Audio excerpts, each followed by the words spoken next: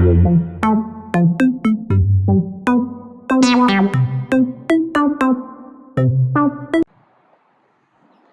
there, it's Miss Redfern here.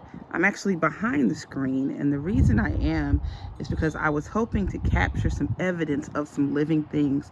I'm in my backyard, and so I do see this tree here, and I know it's a living thing. You're hearing my voice in the video. I'm seeing cars go by. They're being operated by living things. And so one characteristic of a living thing is that it contains DNA. So I'm seeing evidence of living things here. But all living things have DNA.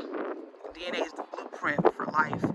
And so in this instructional video, what we're going to do is learn a bit about DNA, structure and function, and then we're also going to use what we learn to annotate a multiple choice question. Here we go.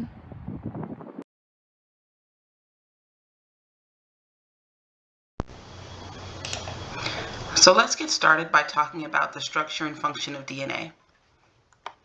DNA stands for deoxyribonucleic acid, and it is the molecule of life. DNA makes up chromosomes that are found inside of the nucleus of eukaryotic cells. DNA is made of two molecules that are arranged into a ladder structure called a double helix. And a molecule of DNA is made up of millions of subunits called nucleotides. And nucleotides consist of three parts: a phosphate, a pentose sugar, and a nitrogenous base. This is the basic structure of a nucleotide, and so you see a phosphate, the sugar, and the nitrogenous base. Now the phosphate and sugar form the backbone of the DNA molecule, where the bases form the rungs. And so the outside here represents the phosphates and the sugars, and the inside would represent the bases. And again, there are four types of nitrogenous bases. There's adenine, cytosine, thymine, and guanine. And those bases pair together in a specific way, A with T and C with G. And so those form the base pairs. And that is the base pair rule. A will always pair with T, and C will always pair with G. And the sides of the DNA ladder are phosphates and sugars, and they are held together in the middle by weak hydrogen bonds. All right, so in this portion of the video, we're going to use what we learned in the previous part to annotate a multiple choice question. And this question is very similar to one we'll see on the end of course examination. So the first step of annotating is to pick out the key terms that will help us to understand the question.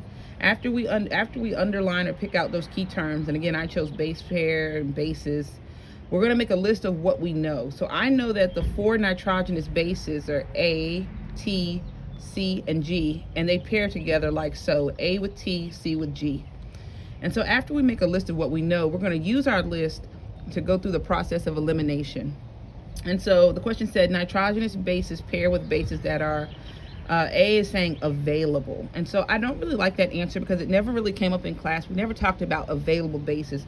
So I'm going to go not with that. I'm not going to go with that one. And the reason is because we didn't really discuss that in class. Now, complementary means that they complete each other, or they complement, and that makes sense to me, A with T, C with G. So I'm going to hold on to that, but I want to make sure I check the rest of my answers. So C, identical. Well, I know that A would never pair with A, or T with T, or C with C, so I can't choose that answer because they'll never be identical. I'll never see a situation where T goes with T, or C goes with C, or G goes with G. And so then D says both B and C. Well, I like B, but C I got rid of, so this won't work for me. And that's because it's not true, especially with C. So my answer is going to be B. And the reason is because A will always go with T, and C will always go with G. So again, when annotating a multiple choice question, I'm going to pick out the key terms, make a list of what I know, go through the process of elimination, and then defend the correct answer.